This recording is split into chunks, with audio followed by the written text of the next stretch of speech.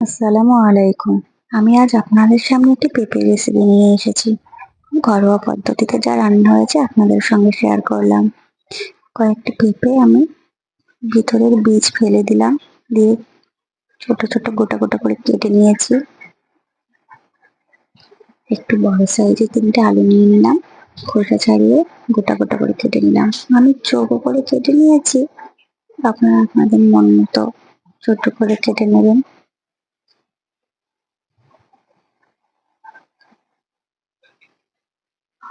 ভালো করে কেটে পরিষ্কার করে এবং ধুয়ে নিয়েছি। এবার ২ টি পেঁয়াজ, ৪ টে কাঁচা লঙ্কা নিলাম।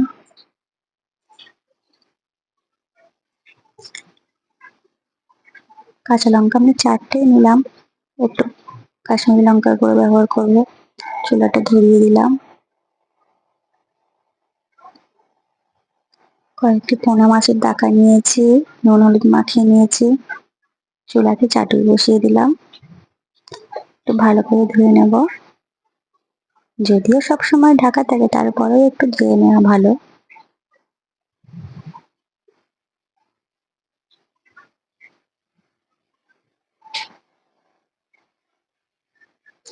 আমার চাটুটা দেখলে আবার কেউ বাজে কমেন্ট করবেন না প্লিজ। এটা কিন্তু আমার সবসময় চুলাতে ইউজ করা হয়। সেইজন্য এত কালি। আর ওটা কিন্তু একটু পরিষ্কার করা হয় মাঝে, মাঝে।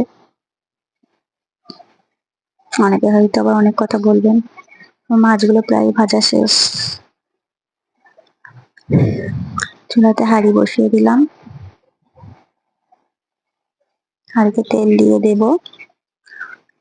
পেঁয়াজ দিয়ে দিয়েছি। পেঁয়াজটা লাল হয়ে গেলে আদা রসুন দিয়ে দিলাম।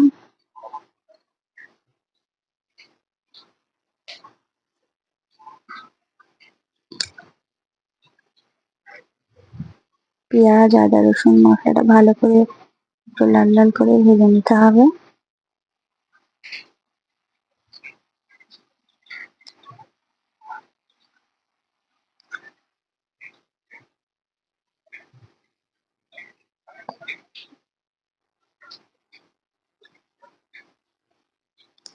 এবার আমি একটু কাশ্মীরি লঙ্কার গুঁড়ো দিচ্ছি। তেলেই দিতে হবে। আর একটু হলুদ। তেলে হলুদ আর লঙ্কা দিলে কি হয়, কালারটা সুন্দর আসে। এবার আমি পেঁপেগুলো ঢেলে দেব। খুবই সাধারণ রান্না।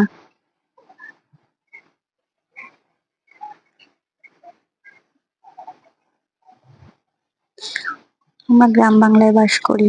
সাধারণত এরকম সাধারণ ভাবেই রান্না করা হয়। বাড়িতে যা রান্না করেছি তাই আপনাদের সঙ্গে শেয়ার করলাম। কমেন্টে জানাবেন কেমন হয়েছে। লবণ দিয়ে দিলাম।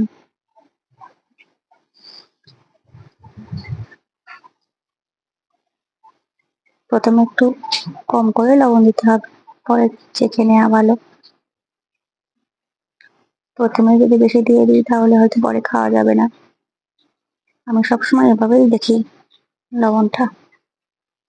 অল্প একটু পানি দিয়ে দিলাম যাতে ধরে না যায় তলাটা।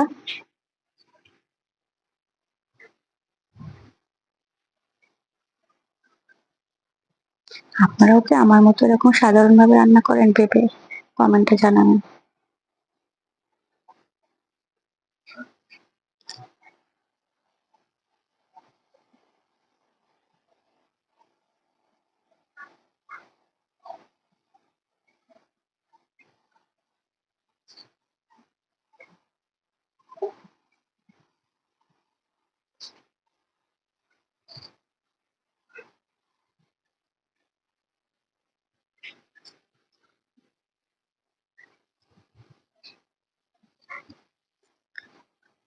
এবার একটু জিরার গুঁড়ো দিয়ে দেব।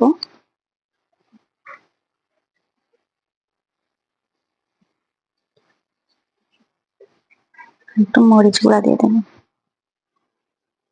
এটা কিন্তু কাঁচা জিরা এবং কাঁচা মরিচের গুঁড়া। ভালো করে কষিয়ে নেব।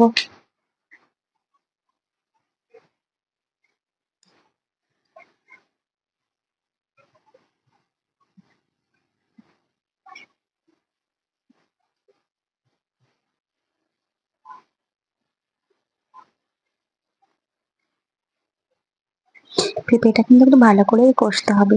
যে কোনো সবজি বলেন, তরকারি বলেন একটু ভালো করে কষিয়ে নিলে কিন্তু তার টেস্ট ভালো বার হয়। একটু পানি দিয়ে দিলাম আর ঢাকনা দিয়ে দেবো।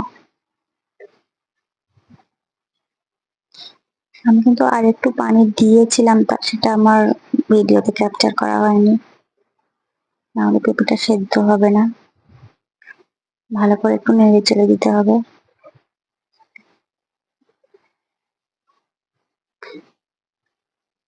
পেঁপে কিন্তু সিদ্ধ হতে একটু সময় লাগে। তো ছোট পেঁপে হলে একটু সিদ্ধ হতে সময় লাগে, কিন্তু খুব বড় পেঁপে হলে আবার মানে উম অনেকদিন বয়স হয়ে গেছে, পেঁপেটা পুষ্ট হয়ে গেছে, সে পেঁপেগুলো অনেক সময় লাগে না। এটা একটু ছোট পেঁপে ছিল, তাই আমার সিদ্ধ হতে একটু সময় লেগে গেছে। পানিটা এবার ভালো করে নেড়ে চেড়ে ফুটিয়ে নিতে হবে।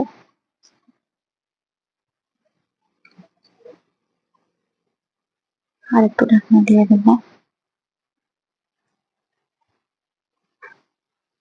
পানিটা শুকিয়ে এসেছে, পেঁপেগুলো সেদ্ধ হয়ে গেছে।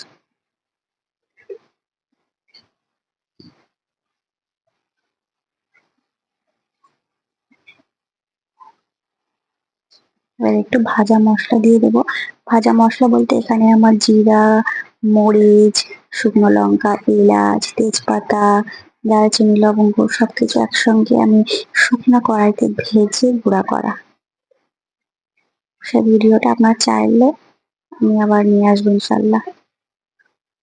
পানি দিয়ে দিলাম, পরিমাণ মতো ঝোল দিতে হবে।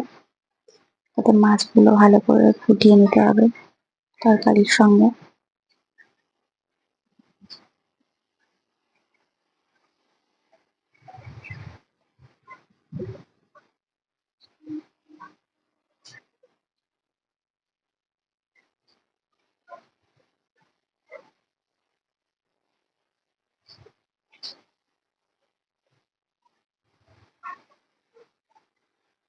তরকারিতে বরফ চলে এসেছে, একটু চিনি দিয়ে দেবো।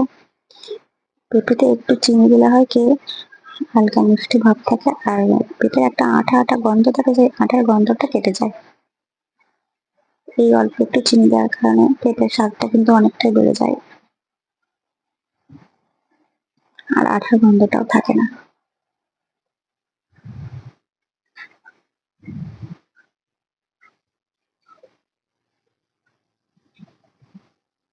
এবার আমি মাছগুলো দিয়ে দেবো।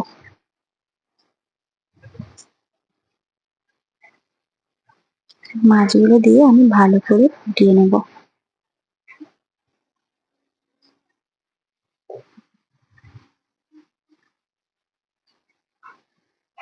তরকারিটা আমার প্রায় হয়ে এসেছে।